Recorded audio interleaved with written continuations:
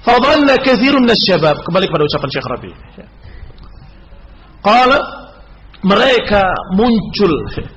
Fasyara al-barizuna min hadzal jil yad'una ila manhajin jadid.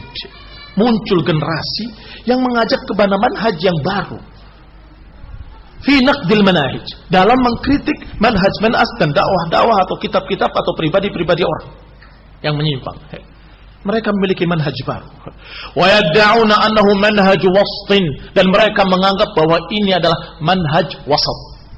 Manhaj yang tengah-tengah, manhaj yang bijak, atau istilah yang sekarang, istilah seluruh Indonesia, insaf.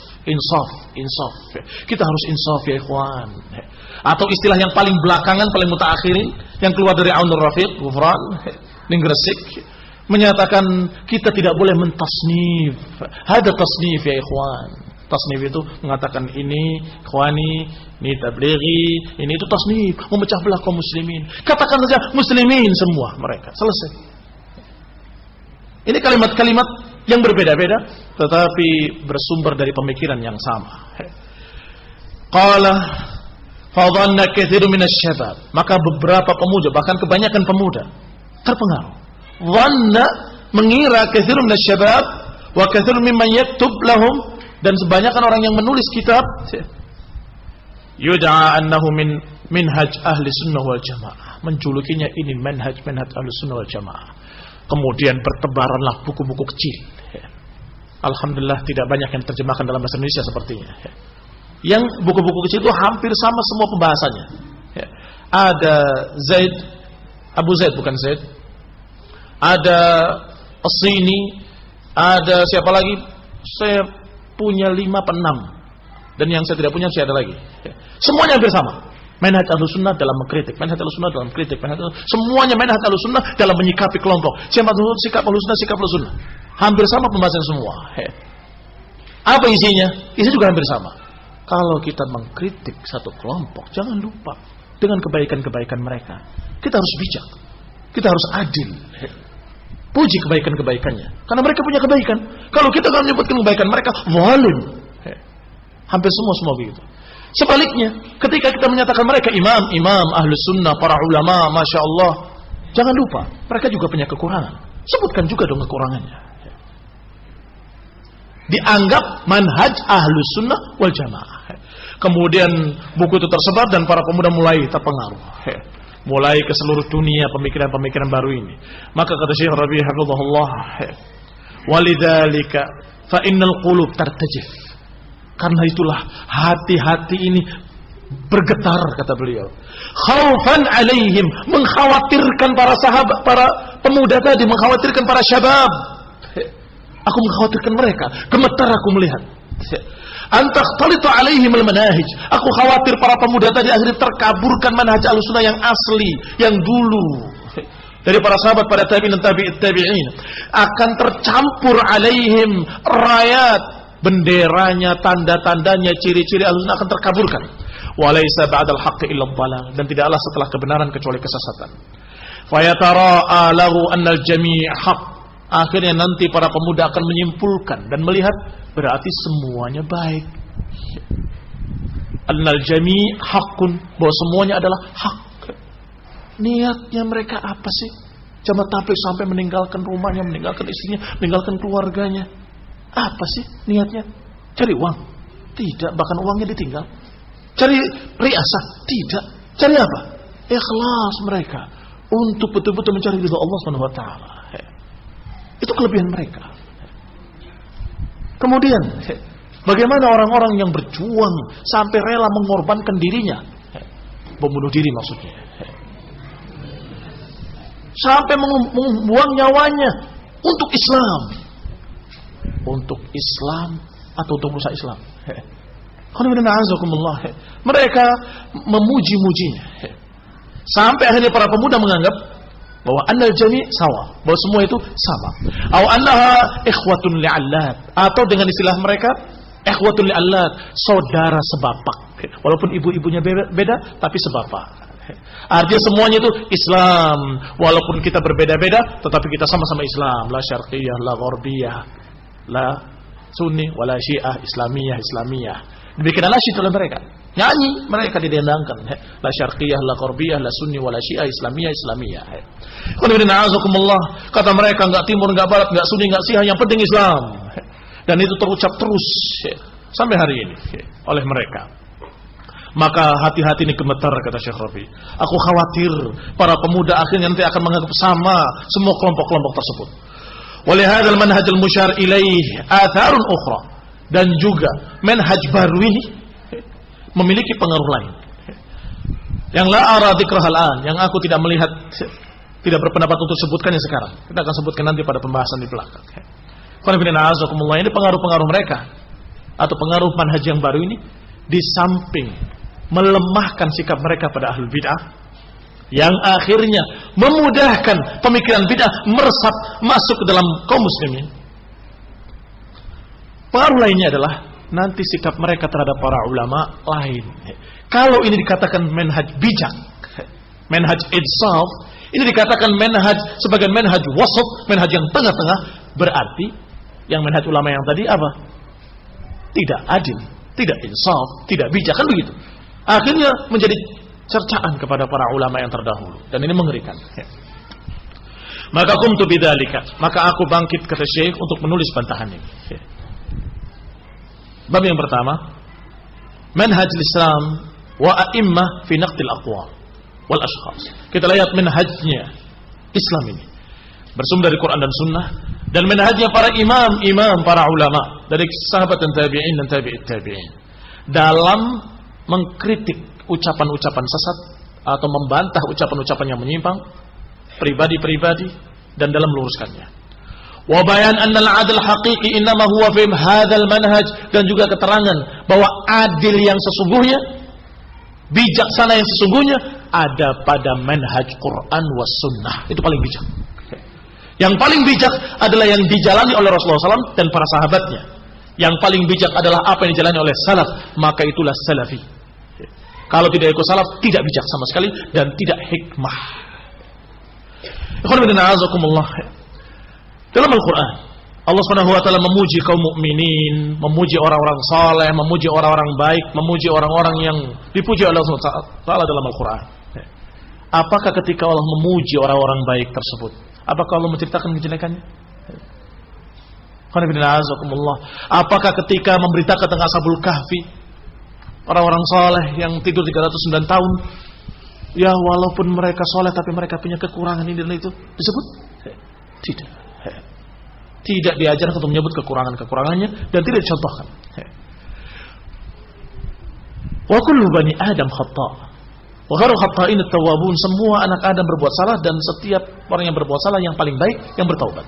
Sehingga ketika mereka bertaubat, mereka jadi orang yang baik, tidak dibicarakan kekurangan-kekurangannya. Wa fi dzalika maslahatun 'azimah hiya an tataharrak nufus ila tashabbuh. Apa hikmahnya? Hikmahnya adalah maslahatnya yang agung, yang besar, kita ketika membaca riwayat-riwayat orang saleh, kisah-kisah orang saleh dalam Quran dan Sunnah, kita ingin menjadi seperti mereka, iya kan? Wasair ala minwalihim, dan ingin berjalan di jalan mereka. Tetapi kalau kita sebutkan kekurangan-kekurangannya, kita akan mengatakan berarti sama. Yang ini ada kejelekannya, tapi ada kebaikannya. Yang itu memang baik, tapi ada kejelekannya. Ya sama, iya kan? Bahwa alim fulani memang syekh, alim, maktabah yang berjalan. Masya Allah, kata Abdurrahman Abdul Khalid memuji seorang ulama, syekh. Maktabah yang berjalan, perpustakaan berjalan. Kamu tidak tanya apapun, dia akan keluar berkata di kitab ini, berkata di kitab itu. Masya Allah. Tapi sayang, kitabnya kitab-kitab lama yang perlu direvisi. Tapi sayang, dia hanya tahu apa yang ada di sekitarnya, tidak tahu wawasan dan kondisi dunia, sehingga sudah naik, ditinggikan, dibanting. Sebaliknya kalau ahli bid'ah, memang mereka menyimpang, sesat, tapi mereka punya kelebihan ini, kelebihan itu, kelebihan itu. Allah Subhanahu wa taala menyebut orang-orang saleh dalam Al-Quran, tidak menyebutkan kejelekan mereka. Rasulullah SAW juga menceritakan orang-orang saleh, mengkisahkan kisah-kisah orang saleh, juga tidak menceritakan kejelekan mereka. Sebaliknya, wa dhamma Allahul kuffara wal munafiqina wal fasiqin. Allah mencerca, mengisahkan jeleknya orang kafir, munafik, fasik. di dalam banyak ayatnya dalam Al-Quran. Dan disifati dengan sekian sifat-sifat, sifat kufur, sifat nifaq, sifat fisik. Wa wasafahum bi annahum summun bukmun umyun, disifati mereka buta, tuli, bisu. Hum la yarji'un, disifati mereka dengan sifat-sifat yang jelek, disifati dengan sifat bodoh mereka, mayit mereka, bangkai mereka. Baik, apakah setelah disifati seperti itu, dhalal wal jahl, min ghairi an yadhkur syai'an min mahasinihim, apakah kemudian disebut mahasinnya? Tapi mereka punya kebaikan, tapi mereka punya jasa. Li'annaha la tastahiq, tidak disebut oleh Allah sedikit pun kebaikannya. Apakah mereka tidak punya kebaikan? Punya apa enggak punya? Baik, contoh satu. Rasulullah SAW pernah disusukan oleh Thuwaibah al-Islamiyah. Siapa itu Thuwaibah al-Islamiyah? Budak milik siapa? Abu Lahab. Abu Lahab ketika Rasulullah lahir gembira dan langsung mengirimkan, memerdekakan budaknya untuk menyusukan Rasulullah SAW. Baik, punya jasa, punya kebaikan. Kenapa nggak disebut? Ya kafir tapi begitu. Tapi punya kebaikan. Atau orang-orang kafir yang lain yang juga mereka punya kebaikan pada saat-saat tertentu. Kalau tidak dibahas. Kenapa? Karena kekafirannya menggugurkan kebaikan-kebaikannya. Sebagaimana Allah katakan, wa qadimna ila ma 'amilu wa qadimna ila ma 'amilu min 'amalin faj'alnahu haba'an manthura. Kata Allah, dan kami tunjukkan pada mereka amalan-amalan mereka. Ini amalan baiknya. Faj'alnahu haba'an manthura, kemudian kami jadikan haba'an manthura, debu yang berterbangan. Nih, amalan baikmu nih, hilang sirna. Debu yang berterbangan, enggak ada nilainya. Atau Allah katakan, qul hal nunabbi'ukum bil akhsarina a'mala. Maukah aku tunjukkan pada kalian orang-orang yang paling rugi amalannya? Alladzina dhalla sa'yuhum fil hayati dunya, yang mereka sesat di kehidupan dunia, wa hum yahsabuna annahum yuhsinuna sun'a, dan mereka mengira bahwa mereka sedang berbuat baik. Wa ma zalamahumullah walakin anfusahum yadhlimun, dan Allah tidak zalim. Allah katakan wa ma zalamahumullah, Allah tidak mendolimi mereka, tetapi mereka sendiri yang mendolimi diri mereka sendiri, yang menyebabkan amal soleh mereka gugur, runtuh. Ikhwan fillah, a'azakumullah muslimin yang hormati. Artinya, walaupun orang kafir punya mungkin kebaikan, membagikan supermi misalnya, Nasrani, membantu para korban banjir, korban gempa bumi dan seterusnya. Apakah itu dikatakan kebaikan yang harus kita sebut sebagai pujian buat mereka? Kalau benar azakumullah, enggak pantas kita sebut sebagai pujian. Bahkan kita katakan bahwa itu makar mereka. Mereka membuat makar-makar dengan berbagai macam bantuan-bantuannya itu untuk mengkafirkan kaum muslimin, untuk menyesatkan mereka-mereka. وقد قص الله علينا مواقف الأمم الكافرة التي كذبت رسلهم فذكر من كفرهم وتكذيبهم ومخازيهم. Allah kisahkan kepada kita sikap-sikap umat-umat kafir yang terdahulu, bagaimana mendustakan rasulnya, bagaimana mengingkari apa yang dikatakan oleh nabi-nabinya, dan bagaimana mereka mendustakan. Kemudian dikabarkan pula bagaimana hinanya mereka, rendahnya mereka, dan binasanya mereka, dan bagaimana Allah hancurkan mereka. Walam yadhkur syai'an min mahasinihim, dan tidak menyebutkan sedikit pun tentang kebaikan mereka. Wa wasafahumullahu al-yahud bi aqbahi sifatihim, dan Allah Subhanahu wa taala menggambarkan tentang Yahudi dan Nasara tentang sejeleknya sifat-sifat mereka. Dan kemudian tawa'adahum asyaddal wa'id, diancam dengan ancaman yang sangat keras untuk mereka. Walam yadhkur syai'an min mahasinihim allati ahdaruha bi kufrihim. Allah tidak memuji kebaikan-kebaikan mereka yang mereka perbuat karena telah gugur dengan kekafiran-kekafiran mereka.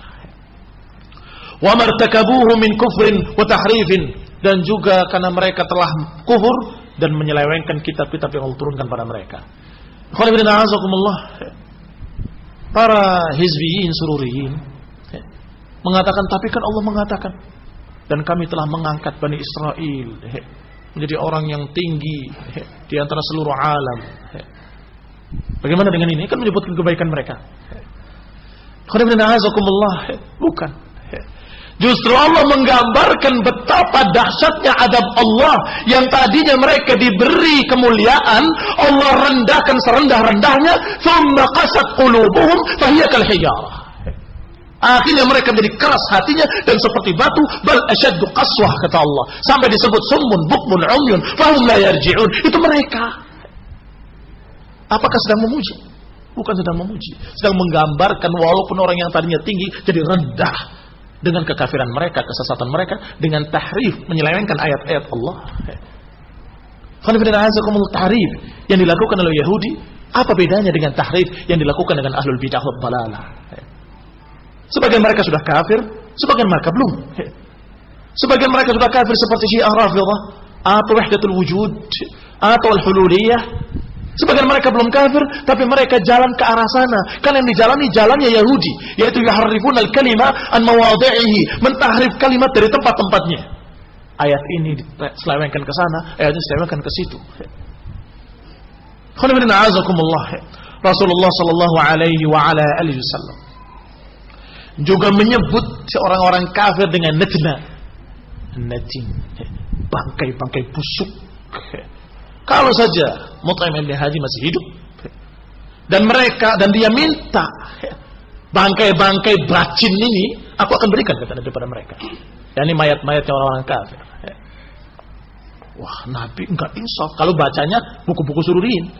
Kan mereka punya kebaikan, punya jasa-jasa. Rasulullah SAW menyebutkan dengan najna. Juga Allah menyatakan tentang Abu Lahab, tabbat yada Abi Lahabin wa tab, ma aghna anhu maluhu wa ma kasab. Yang padahal beliau berjasa menyusukan Rasulullah SAW, yakni mengirimkan budaknya untuk menyusui Rasulullah SAW. La syakka anna Abi Lahab wa zawjuhu mahasin. Jelas yang namanya manusia kadang-kadang berbuat baik, seperti Abu Lahab dan juga istrinya yang dijuluki oleh Allah SWT hammalat al-hatab, pembawa kayu bakar. Tapi Allah di sini menyebutkan kejelekannya dan tidak memuji kebaikannya. Apa ada pujian kebaikannya? Tidak ada. Ikhwan fillah a'azakumullah, wa dzalikal manhaj al-khati' qad yuaddi ila anna hadzal manhaj rabbani qad janaba al-'adl. Manhaj baru tadi dalam tanda petik, saya sebutkan manhaj baru saja supaya nama la musyahad fil ikhtilaf. Tidak perlu ada perdebatan dalam nama. Mau dinamakan Sururiyah, mau dinamakan Qutbiyah, mau dinamakan pisang goreng, terserah. Pokoknya manhaj seperti itu manhaj batil yang akan membawa pada kejelekan-kejelekan yang mengerikan. Di antaranya kata beliau, wadzalikal manhajul khati. Manhaj yang rusak ini akan membawa seseorang untuk menganggap ayat-ayat tadi tidak adil. Akan membawa seseorang untuk menganggap bahwa ucapan Rasulullah tidak adil. Mencerca sahabat, mencerca mereka para kufar dengan begitu jeleknya tanpa disebutkan kebaikannya. Menganggap bahwa manhaj para ulama tidak adil karena mereka anggap yang adil seperti ini. Itu bahaya besar, bahaya yang sangat besar. Lianna mahasinuhum marjuhah, karena mahasin mereka marjuh, kalah dengan kufurnya mereka, kesesatan mereka. Wa khataruhum asyad, dan bahaya mereka sangat dahsyat. Wa a'dham minal maslahatil marjuha min mahasinihim, dan juga lebih besar dari kebaikan harapan yang kita harapkan.